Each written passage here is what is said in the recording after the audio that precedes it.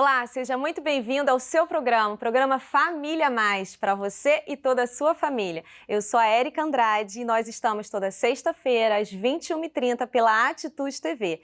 E também lá no nosso Instagram, Ministério da Família IBA. E nesse mês de março, mês internacional da mulher, nós estamos com mais uma convidada e que honra tê-la conosco, doutora Denise Portugal. Ela é médica, especialista na área de endocrinologia, medicina do esporte e ortomolecular. Também a mãe e esposa vai estar aqui com a gente. Doutora, pode chegar aqui.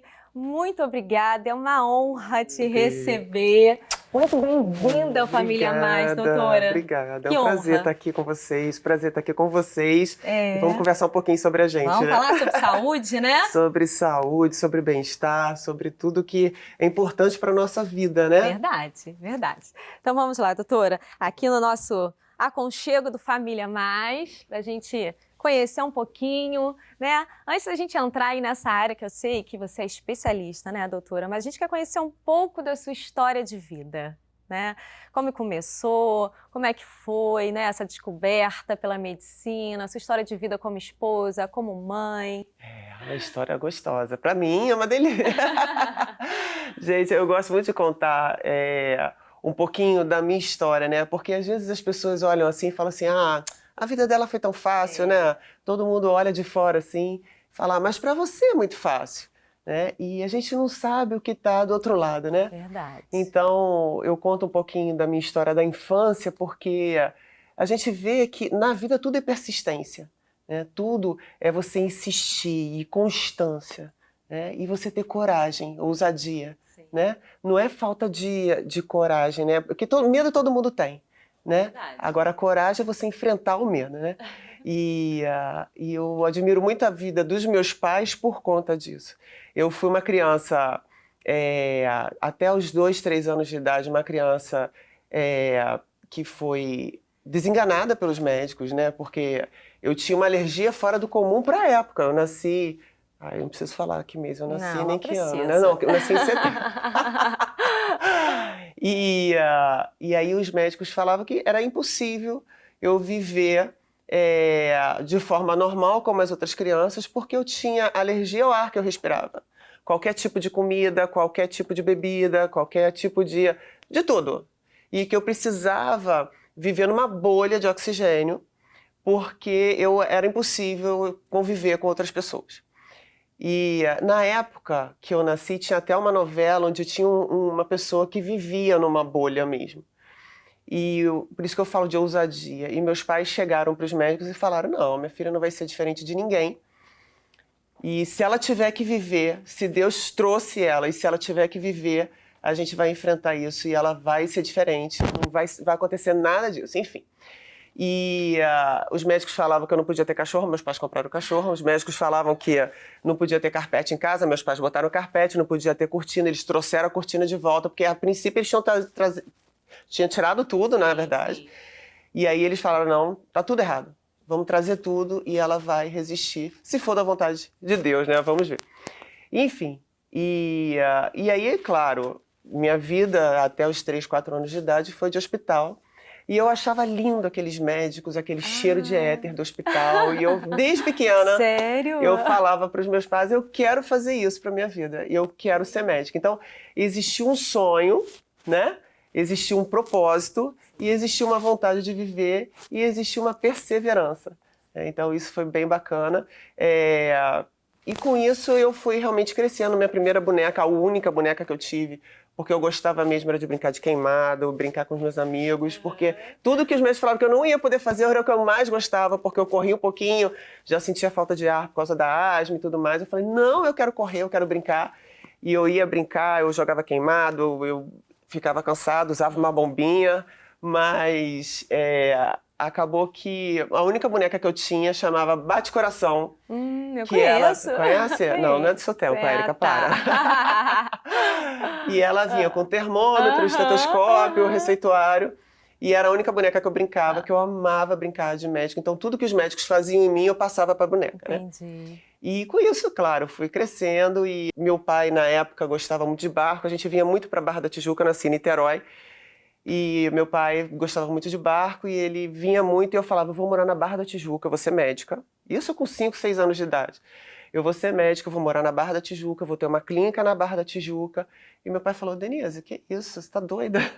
Isso eu, menina, né? Mas nunca me desmotivaram. Isso também eu acho fundamental. A gente que tem filho, né? Hoje eu tenho 2 filhos e eles falam umas coisas e eu fico assim, meu Deus, isso é tão impossível, mas eu nunca desmotivo os meus filhos, né? Nunca desencorajo, né? Você tá falando e eu já tô assim, que pais visionários, né? De, olha, há tanto tempo, assim, desde criança, ouvir um diagnóstico e falar, não, minha filha vai ser diferente, a gente vai promover. Eles te promoveram, te deixaram, não ficaram limitados a uma crença que decidiram ali por você. Que interessante a gente falar isso para os pais que estão em casa assistindo a gente, né? Assim, eu como médica até é até complicado falar sobre isso, que parece até que é uma irresponsabilidade. Mas é claro que tudo isso teve um acompanhamento, né? Existia uma equipe por trás, existia um tratamento por trás. Sofremos muito, Imagino, né? Mas foi todo um processo que foi vivido e a gente vai criando imunidade, resistência, como tudo na vida, a gente vai ficando cascuda, né? Então, com isso eu fui desenvolvendo e sonhando, né? Então, e a vida, a gente vai crescendo com sonhos, né? Porque a pessoa que não sonha realmente é uma pessoa que não vive. É verdade, né? verdade. E eu vejo assim, o meu pai era muito sonhador e eu aprendi muito com ele sobre isso. E aí, mesmo assim, eu falava, eu vou morar na Barra, para Niterói, para a época que era, a Barra não tinha nada, a Barra era né, totalmente desabitada. É verdade.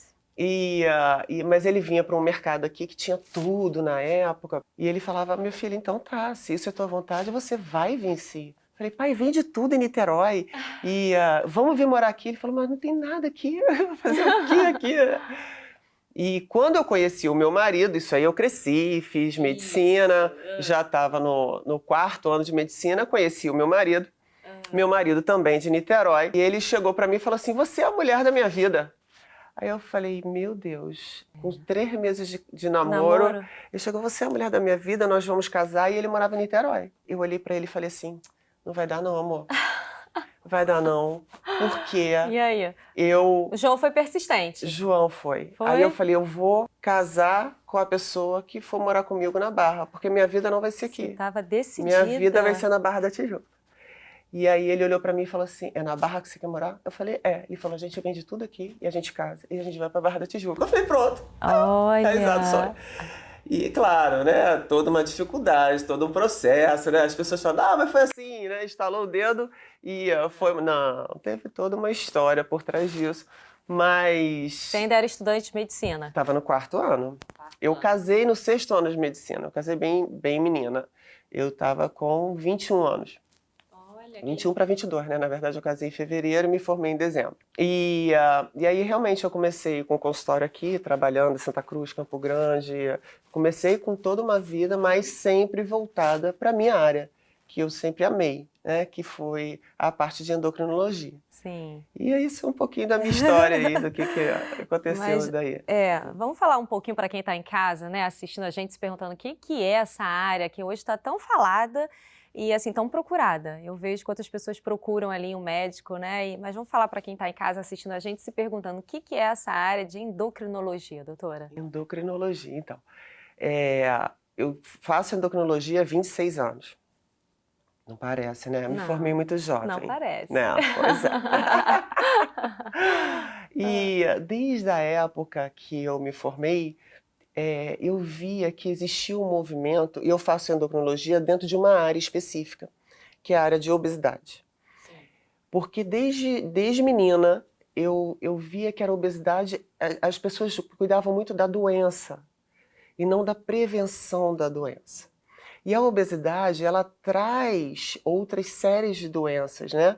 Então, com a obesidade você tem hipertensão, com a obesidade você tem dislipidemia, que é alteração de colesterol, triglicerídeo.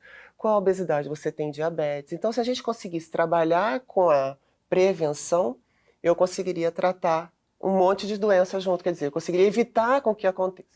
E aí eu me vi na endocrinologia. Eu falei, por quê? O que é endocrinologia? Endocrinologia é o nosso sistema, ele é formado por várias glândulas, e essas glândulas produzem hormônios, né, secreções, que são responsáveis por todo o sistema, toda a parte metabólica. Né? E quando a gente fala de metabolismo, né? O que é o metabolismo? O que é a área metabólica? É quando você tem o catabolismo e o anabolismo, quer dizer, você está em constante quebra e crescimento, quebra e crescimento. Então, com a endocrinologia, você trata todo um sistema. Entendi. Então, hoje, depois de 26 anos, parece que as pessoas acordaram para isso, né?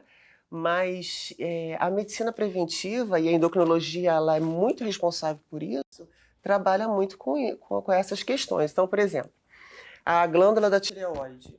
E a glândula tireoide é uma glândula que todos têm.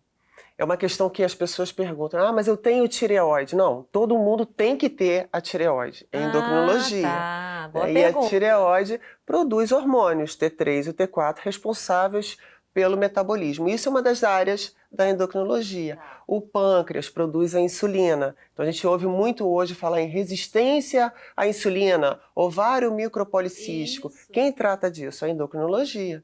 Né? Porque a gente trata essa insulina que está aumentada, que geralmente ela é aumentada por conta do sobrepeso.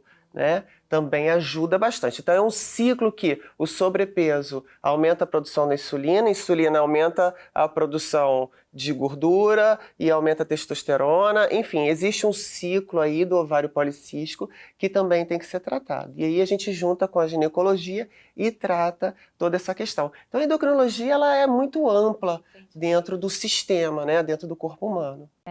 Doutora, e essa história de meu metabolismo é acelerado? Principalmente a mulher. Não, depois dos 30, meu metabolismo não é mais... Eu falava isso, não é mais o mesmo. Não posso mais comer, né, o que eu comia porque eu fico mais gordinha. Isso existe? Érica, eu não vejo isso. Se você perguntar para mim, Denise, depois dos 60... tá. Então tá. Tá? Então é quando... Mas, geralmente, depois dos 30, a mulher e o homem já não têm mais a vida que tinha aos 20 anos. Verdade, né? Então, qual é o evento da mulher de 30 anos? Qual é o evento do homem de 30 anos? Geralmente já estão namorando, já casaram, né? Verdade. Então, o evento do jovem é sair, vai curtir, vai fazer alguma atividade. Entendi. Mais ativo, é isso. Qual é o evento do casal? Fala pra mim. Comer. Vamos sair para jantar. Aí junta os amigos, o que a gente faz? A gente sai para jantar. Vamos sair para almoçar. Nunca vamos sair para fazer uma atividade física? Vamos sair para dar uma corridinha na praia? É verdade, né? Então, essa questão, o meu metabolismo é lento. Não. A não ser que tenha algum problema de base hormonal. Que aí pode ter algum problema de tireoide, realmente, que aí o metabolismo fica um pouco mais lento, pode ter algum problema de resistência à insulina, e aí fica um pouco mais lento. Por isso que é muito importante procurar um profissional para entender o que está acontecendo, fazer os exames, né? Mas essa coisa de que é a idade, não é. Depois dos 60, saiu um estudo agora mostrando que depois dos 60, né, porque tem mulheres que falam, foi depois dos 50. Aí tem a questão da menopausa, da andropausa no homem, né? A andropausa é a menopausa do homem, né? Tem a menopausa da mulher, então tem a perimenopausa, tem o climatério, que deixa a gente um pouco mais devagar. Mas se a gente tratar, não. Entendi. Então, na verdade, todo mundo deveria, em algum momento da vida, procurar um médico mesmo nessa área de endocrinologia, é isso? Eu acho que todo mundo tem que ter seu personal endocrinologista. Olha, gostei disso, gente. Entendi. Eu fiquei lembrando aqui, né? A gente fala que crente gosta de comer, né?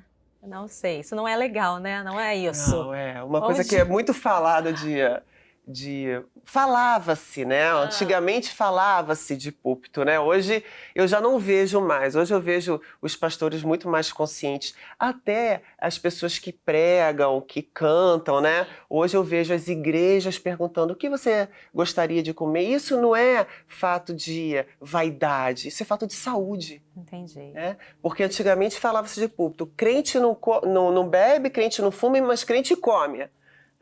E eu falo, gente, não foi Deus que plantou essa frase dentro da igreja, não foi. Né?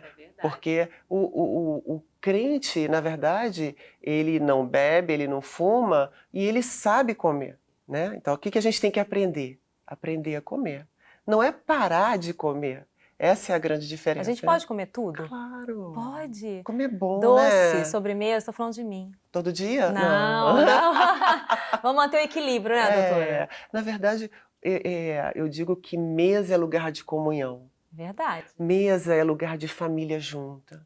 Mesa é um lugar onde a gente senta e eu amo sentar na mesa com os meus filhos, com meu marido, e a gente sentar e comer.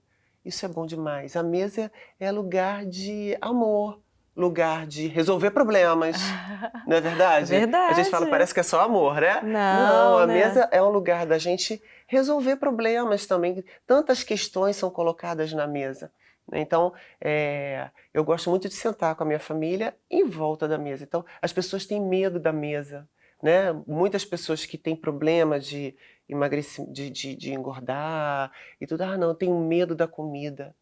Tenho medo da mesa. São pessoas que não querem sentar à mesa. Entendi. A questão é o que está na mesa. Entende? E como vai ser ingerido, e como né? vai ser colocado aquilo, porque tudo é uma questão de social, tudo é uma questão familiar, de hábito familiar. Então, se você tem a comida certa na mesa, você pode sentar à mesa. Entendi. Que é tão importante. Verdade, tão necessário, né? E, doutora, a gente fez muito isso na época da pandemia, né? As famílias tiveram que ficar dentro das suas casas ali com, né, seus filhos, com o marido. Comeu mais? Teve sobrepeso? Sim. Teve? Nossa, como eu tive pacientes que depois me procuraram, depois de muitos anos, né, que já estavam estabilizados e com o problema do confinamento, né, aqueles 3 primeiros meses no início da pandemia, né, onde houve esse confinamento de todos em casa todo o tempo, o que as pessoas fizeram? Bolo. Gente. O que as pessoas fizeram? Aprenderam a cozinhar. É verdade. Mulheres que nunca cozinharam aprenderam. Isso é ótimo. É bom, né? Mas a questão é o que cozinhar todos os dias. Né?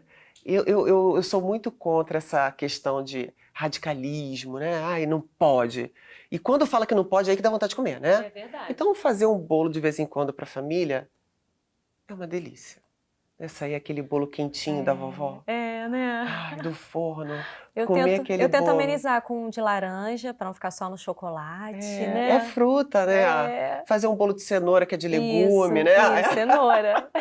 Mas eu acho que existe essa questão do lado emocional, da gente sentar e comer um bolinho, tomar um café, né? Mas isso não pode ser uma constância. Isso não pode ser uma rotina. Então, se a mesa tiver muito mais da terra, né, alimentos, eu gosto muito de falar sobre isso, né, que a gente tem que descascar mais e desempacotar menos. Se a gente tiver muito mais verduras, legumes, proteínas, frutas, a gente não tem peso. Entendi. A grande questão é que o mundo hoje está tão corrido que os industrializados estão vindo com muita força. Então, as caixinhas. Então eu vou desempacotar uma lasanha e botar no micro-ondas, que em 15 minutos eu tenho a comidinha pronta. Seria ótimo se não fosse tão ruim. Pois é. O problema é fazer isso de vez em quando. Tudo bem, né? Ou não, né, gente? Não tudo bem, né? Mais ou menos. Agora, você ter isso como rotina... Né? O hambúrguer de caixinha.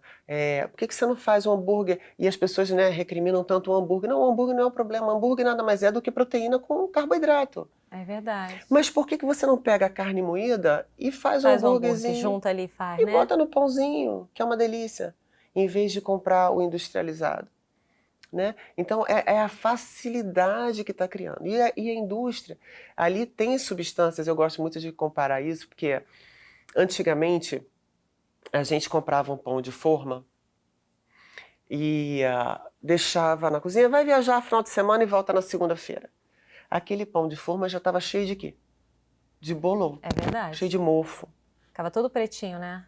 Tinha que jogar fora. Hoje, teve uma vez que a gente fez essa experiência, sem querer, mas fez essa experiência. Eu comprei um pão de forma, deixei lá em casa, a gente viajou uma semana. E estava um calor danado. Voltei, o pão intacto.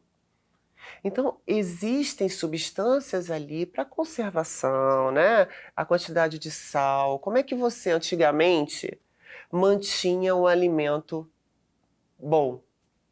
As carnes boas, como é que a gente fazia? Deixava onde? Na salmoura, não é isso? Deixava no sal, que aquilo conservava. É verdade. O sal, ele conserva o alimento. Por isso que a gente fala, esse alimento é muito rico em sódio. Por quê? Porque ele conserva o alimento. E aqueles alimentos conseguem chegar ao interior do interior do interior, sem se deteriorar. Sim. O problema é que esse sódio em excesso, esse glutamato em excesso, eles alimentam, mas eles não nutrem. Entendi. Dá aquela saciedade momentânea, mas você não está nutrida. Entendi. Então daqui a 30 minutos você vai estar com fome de novo. Por isso que a gente... verdade. E aí eu vejo esses jovens, tem pessoas que chegam para mim e sentam na minha cadeira e sentam derrotados e falam, Denise, eu sou compulsiva. Eu falei, por que você é compulsiva? Porque antigamente eu comia um hambúrguer e ficava saciada. Hoje eu vou no fast food, eu peço 3 e daqui a meia hora eu estou com fome novamente. Ela não é compulsiva. Na verdade, ela está comendo comida errada. Porque aquele alimento está alimentando, mas não está nutrindo. Então daqui a 30 minutos ela está com fome novamente. Então tem todo um processo de descascar mais e desempacotar menos que vai ajudar nessa compulsão. Tem situações que são compulsões verdadeiramente, sim, mas tem questões que não. É o alimento que está errado. E doutora, quando que de fato uma pessoa precisa procurar ali um especialista na área de endocrinologia? Quando sentir que tem alguma coisa errada no sistema. Está urinando mais, por exemplo. Está acordando de madrugada urinando muito. Está com muita fome. Tem estado com muita sede. Tem estado com muita sede. Está engordando com facilidade. Poxa, eu não como direito e estou engordando com facilidade. Estou tendo muito mais espinha, acne, né, do que tinha antigamente. Está crescendo pelo no meu rosto. Então, são questões que o endocrinologista já trata. Tá? Então isso tem que buscar mesmo, porque pode ser alguma coisa do sistema, alguma coisa metabólica, alguma coisa hormonal, na base metabólica. E aí tem que procurar um endócrino, sim. Se tiver alguma coisa tão disfuncional, tá fora ali da regularidade do seu organismo, a pessoa tem que procurar. E o corpo fala, né? O corpo fala. A gente tem que aprender a ouvir os sinais do corpo. Né? É verdade. Ele conversa com a gente. Ele conversa. Então tem alguma coisa errada. Estou acordando mais do que o normal. Né? Ou então, perdi o sono de madrugada. Toda noite, mulheres principalmente, toda noite estou perdendo o sono. Não, chego à noite, eu estou com sono o dia inteiro, chego à noite e não consigo dormir. Pensar em climatério, pensar em menopausa, queda de progesterona. Então a gente já tem que começar a procurar um endócrino para avaliar os hormônios, fazer um check-up, né? De vez em quando é bom, né? É bom e necessário, né? Doutora, vamos falar um pouquinho sobre o seu livro, né? Start para o Bem-Estar, é isso? Vamos falar um pouquinho dele? Então, esse livro era um sonho meu, porque antes da pandemia a gente não podia fazer consultas online. E muitas pessoas entravam em contato comigo, de Portugal, da Inglaterra, perguntando, Denise, eu queria ser consultado por você e tudo mais. Eu falei, mas eu não posso, a gente não pode fazer consulta online, não era permitido pelo conselho. Não. E aí eu falei, já sei como eu vou chegar até essas pessoas que a gente não consegue ir a todos, né? E eu fiz um livro chamado Start para o Bem-Estar, onde eu abordo um pouquinho dentro de uma história de vida real. Então, muitas pessoas que leem o livro falam, Denise, eu sou fulano, eu sou ciclano, porque toda a protagonista da história é a Maria, e ela é uma mulher casada que começou a engordar muito, chegou com uma queixa de falta de libido e brigava muito com o marido, porque o marido queria namorar e ela não queria, e ela estava com a autoestima baixa. Então tem todo um enredo para a gente abordar diversas questões hormonais dentro de uma história que foi baseado em histórias reais de 26 anos. Na verdade, foi lançado em 2017, né? Então, até então, eu estava com 24 anos de formada. Então, foram histórias que passaram por nós e muitas pessoas se identificaram e falaram, eu posso ter isso aqui. Isso aqui está acontecendo comigo, Denise. Será que... E aí, as pessoas acordaram para saber que tipo de profissional procurar. Então é um livro mais de alerta, é um livro para público final, não é um livro científico para médico, né? É um livro para pessoas com uma linguagem bem didática. Então lá tem desenho, tem folhas coloridas, para a gente poder se encaixar ali dentro. Então ficou bem divertido. Na verdade, assim, né, doutora, ficou bem... É um manual, mais um manual para ajudar a gente ali, né, nessa questão da saúde. E tem umas letras grandes, tá bem bacana, o livro ficou bem bonitinho. Que bom. Doutora, vamos falar sobre algo bem polêmico, né, que é a cirurgia bariátrica. Como que a senhora realmente, de fato, vê essa questão, né? Tem crescido, tem tido uma procura, muitas pessoas têm sucesso ou não têm sucesso, está muito relacionado, eu entendo que comida está muito relacionado ao emocional também, não é? Existem dois tipos de fome, né? A fome física e a fome emocional. Então, essa diferenciação você tem que estar acordada, tem que estar ligada para entender isso. A fome física é aquela que você come e se sente saciada. A fome emocional é aquela que você come o salgado e daqui a pouco fala, eu preciso comer um doce. Aí você come o doce e fala, eu preciso comer o salgado. Aí vai lá e come o salgado. E aí come o salgado, tá de comer uma coisa diferente. E isso geralmente acontece à noite, na hora que você senta em frente à TV e começa a ver. E na TV não aparece uma boa salada. Não aparece. Aparece a batata frita, chocolate, né? E aí o que acontece? As coisas se misturam, né? E as pessoas vão procurar ajuda, principalmente por conta da fome emocional, não é a fome física. E quando a gente fala de fome emocional, você pode tirar o estômago, pode tirar o intestino, pode tirar o que for, que ela vai continuar ali. Eu sou muito a favor da bariátrica quando necessário, né? Então, existem situações onde pessoas estão numa questão de pressão alta, diabetes, num sobrepeso gigante. Eu vejo um programa chamado Quilos Mortais, e ali você vê pessoas ali com 300 quilos, com 250 quilos. Né? E são situações ali que as pessoas não conseguem se deslocar, e tem uma questão metabólica que precisa ser tratada. Então, é importante, assim, para apertar aquele botão do start. Tá. Eu gosto disso. Sim. Então, já encaminhei alguns pacientes para bariátrica. Mas o que está acontecendo hoje é que as pessoas estão pensando que a bariátrica é a solução do problema. E a bariátrica não é uma solução.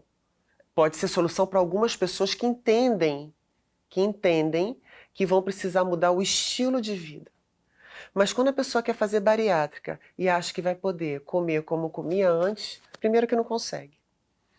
E aí, se não consegue, como aquilo é uma compulsão e uma fome emocional, elas começam a desviar essa compulsão para outros lados. Entendi. Então é muito comum a gente ver pessoas que fizeram bariátricas ficarem compulsivas, por exemplo, com o leite condensado. Então pessoas que nunca gostaram de doce começaram a tomar leite condensado de latinha, de gargalo.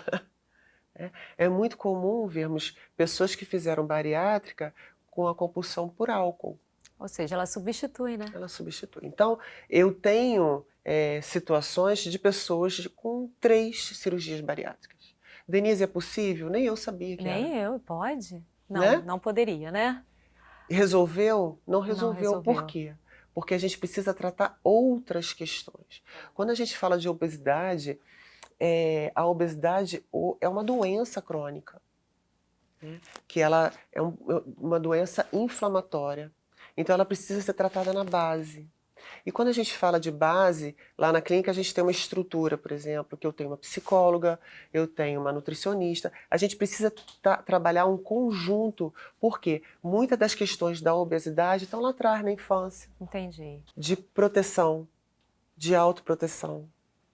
mulheres que usam a obesidade para se afastar de pessoas, entende? Então, a obesidade não está no simples fato do corpo grande.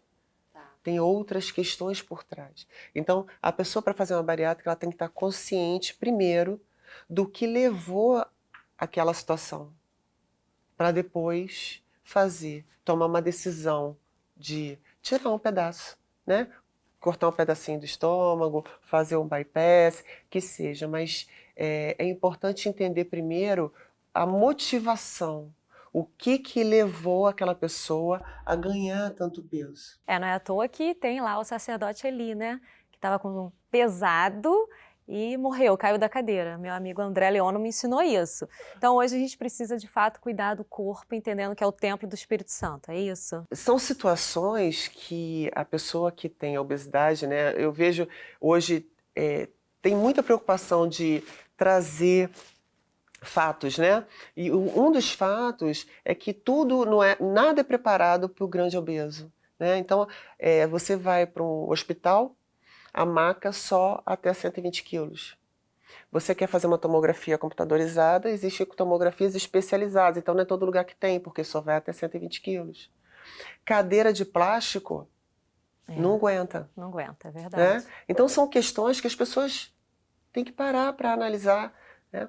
A gente aqui não está falando, Érica, de vaidade de corpos, né? Sim. Porque tem mulheres e homens obesos lindíssimos. Sim, não sim. é isso, né? A questão é que o corpo não está preparado para aguentar essa sobrecarga. É fácil, pega uma mochila e bota 10 sacos de 5 quilos de arroz. São quantos? 10 sacos de 50 quilos. Você, para acordar, vai sentir dor no joelho, vai sentir dor no pé, vai sentir dor no quadril. Para namorar com essa mochila com 10 sacos... Vai dificultar tudo, dificulta tudo. Tomar banho, para trabalhar, para levantar da cadeira, para caminhar. Tudo é uma dificuldade. Então, mas eu estou bem resolvida. A questão, ótimo, que bom que você está bem resolvida, eu acho ótimo. A gente tem que estar bem resolvida mesmo. Sim. Até o ponto que isso não for prejudicar a tua saúde, a tua vida, né? Você que está aqui com a gente, aprendendo mais um pouco sobre saúde com a doutora Denise Portugal, fica aí, que a gente está indo para o segundo bloco. Mas antes, eu quero te convidar a vir comigo para o momento do Orama Home.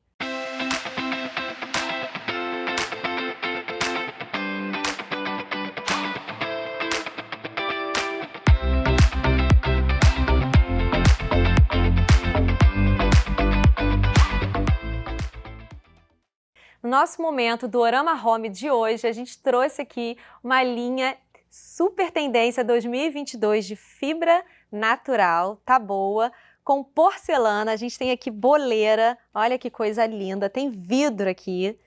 Gente, estou encantada com essa linha. Tem também cestas para pães, para o café da manhã maravilhoso. A cada programa a gente vai estar trazendo aqui uma linha bem especial para você ter a sua casa com uma mesa posta maravilhosa. Olha esse outro modelo aqui.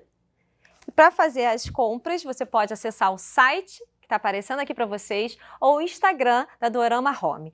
E olha só, o grande diferencial dessa empresa são as embalagens. Chega com um cheiro maravilhoso, tudo muito bem embalado para você presentear quem você ama.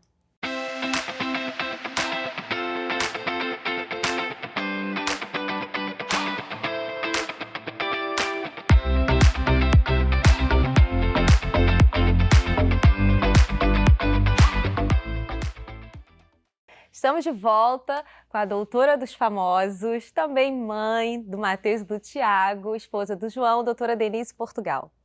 Doutora, vamos falar um pouquinho agora sobre fé? A gente sempre gosta, né, de ouvir de uma médica, né? Como a senhora enxerga a fé? Gente, sem fé é impossível viver. Né? Eu não consigo ver a minha vida sem a fé num Deus que é dono de todas as coisas, que pode todas as coisas. A minha vida sem Deus não tem sentido nenhum. Eu não me vejo, eu fico impressionada como uma pessoa pode viver a ciência sem entender que existe uma inteligência muito grande por trás. Porque se você pensar no ser humano, o ser humano é tão perfeito é uma mitocôndria que produz energia. Gente, por favor, eu não vim de uma ameba, de verdade. Nem eu. Eu acho que o nosso cérebro funciona tudo tão conectado que tem que ter uma inteligência sobrenatural por trás disso. Eu estava conversando com meus filhos sobre isso essa semana, porque muitas pessoas questionam, né? Sim. Mas experiências ninguém questiona. É verdade. Então, acho que quando você tem experiências com ele, e quando você pede, ele te dá essa experiência, e como eu tive experiências com Deus de vida, né? O próprio fato da minha infância, da fé dos meus pais, do sonho, do propósito que Deus colocou no meu coração, porque eu tenho certeza que tudo foi Ele, pessoas que chegam na nossa vida e que trazem palavras que... Gente, ali foi uma conversa sua com ele. E uma terceira pessoa chega e fala assim, Deus mandou te falar. Fico, gente, como alguém... Você se emocionou, né? Porque eu fico assim, como alguém consegue pensar na possibilidade da ausência de Deus, se Ele é tudo, né? E muitas pessoas falam, né? Porque todos os caminhos levam a Deus. Não, só Jesus que é o caminho. E como Ele te dá a oportunidade de viver essa experiência com o Espírito Santo dentro de você. Então, eu como uma mulher da área da ciência, é impossível. Esses dias eu estava vendo uma entrevista muito antiga com o Enéas. E lembra do Enéas, Sim, né? lembro. E ele estava falando... Ele acho que era ateu, eu não sei, mas ele estava falando, é impossível não entender que não exista uma inteligência por trás disso. Eu estudei física e não sei o quê, e ele falava, é impossível não entender que existe uma inteligência por trás disso. E tem. Isso eu tenho uma certeza, uma convicção real dentro da minha vida. E eu tento trazer isso para os meus filhos, e eu converso muito com meu marido sobre isso, e a gente é muito feliz de estar dentro de uma igreja e de fazer parte do corpo, porque... E é tão gostoso, né? Os amigos falando a mesma linguagem e crendo numa mesma verdade, né? Nesse mundo que está tão corrido, né? E a gente não tem tempo. Esses dias eu tirei essa semaninha de férias e eu estava na praia. E a praia estava tão linda, o céu tão azul, e parou na nossa frente, assim, muitas gaivotas, muitas gaivotas. Eu até gravei, fiz um stories dela. E eu olhei para o meu marido e falei assim, olha que fantástico, a gente está tendo um show ao vivo do que Deus é. Você viu ali, né? Tão lindo, aquele céu azul, e como a gente tem parado de contemplar a beleza da vida. De olhar para os montes, né? De olhar para o céu azul, de olhar aquelas gaivotas. Parece uma coisa meio brega eu falar isso, né? Mas a gente está parando de contemplar a beleza. Verdade, a beleza natural, né? A beleza que Deus trouxe. E que está à disposição, né, de todos nós. Eu recebi, deve ter uns 5, 6 anos atrás, um casal de italianos na nossa casa. Foi até uma conferência da igreja. E eu levei-os no hortifruti. E ela ficou assim, tão impactada com as cores das frutas. Eu falei, gente, a gente já não dá mais importância para isso há tanto tempo. É verdade. E aí eu comecei a falar, meu Deus, é verdade. Como elas são coloridas, como os legumes são coloridos, como a gente tem tudo. E a correria da vida, a gente deixa esse pensamento disperso, né? Nossa. Pensa no trânsito, pensa em brigar com o irmão, e pensa em brigar com o colega, e pensa no trabalho, pensa no dinheiro. Mas para e olha para dentro de você e vê como Deus fala ainda. Pela natureza, pelas gaivotas, com aqueles peixes todos dentro d'água. Eu fiquei, meu Deus, que espetáculo. Que foi espetáculo lindo. ouvir isso de uma médica através da fé. Olha, foi emocionante, né? Mas Deus é lindo, né? É verdade. Doutora, a gente está quase chegando ao final do nosso programa, né? Já estão pedindo aqui na equipe parte 2, viu? Mas a gente precisa falar sobre jejum.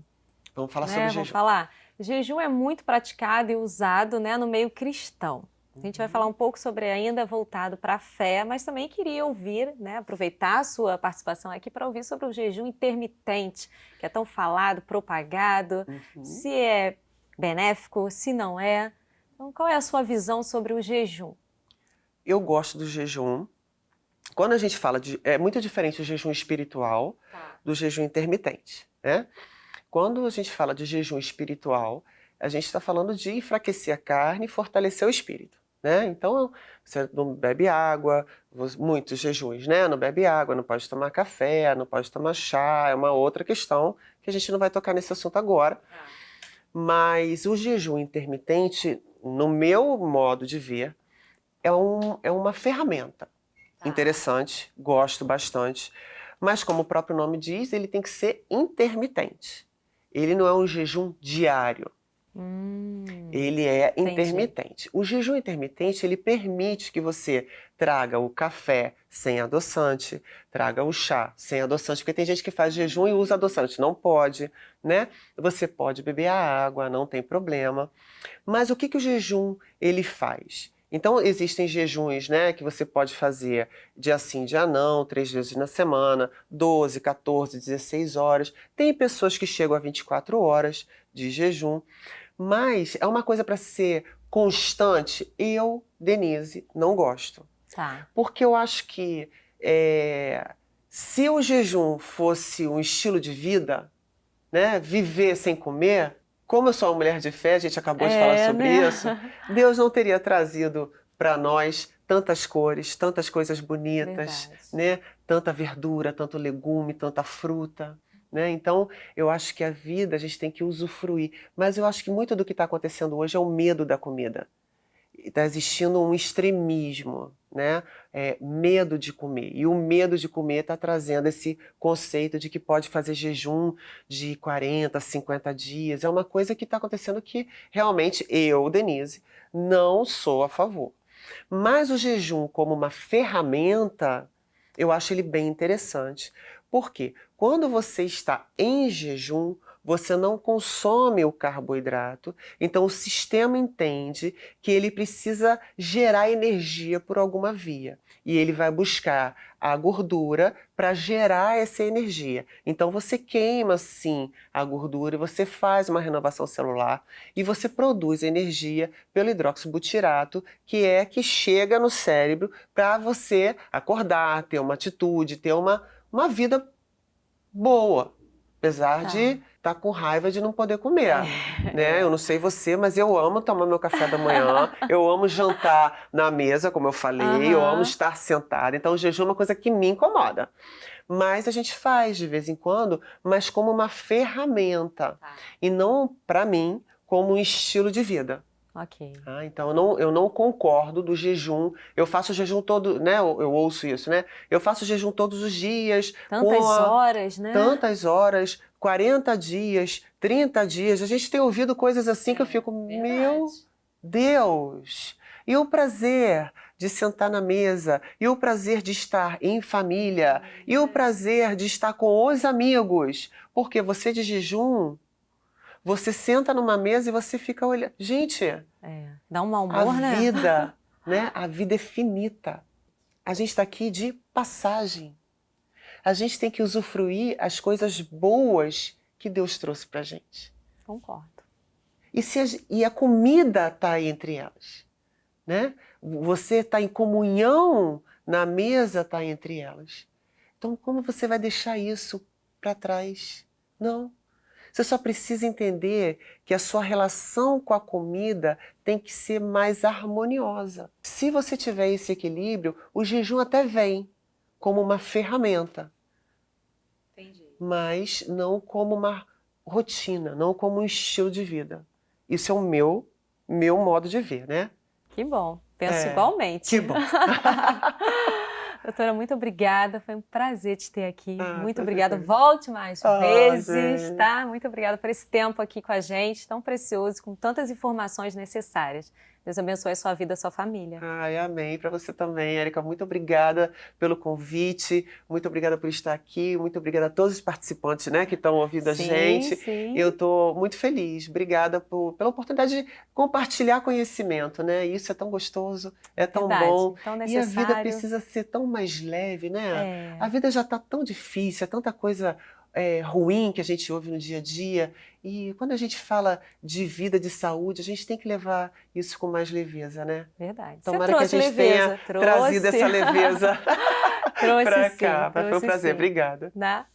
Bem, esse foi o Família Mais especial, né, do Dia Internacional da Mulher. Não só a mulher, mas também toda a sua família. Tenho certeza que foi abençoada através desse programa. Então compartilha aí, envia para todos os seus amigos, todos os seus contatos. Seja muito abençoado pelo Família Mais. Nós estamos toda sexta-feira, 21h30, pela Atitude TV e Bem Mais TV. Um beijo, até o próximo programa.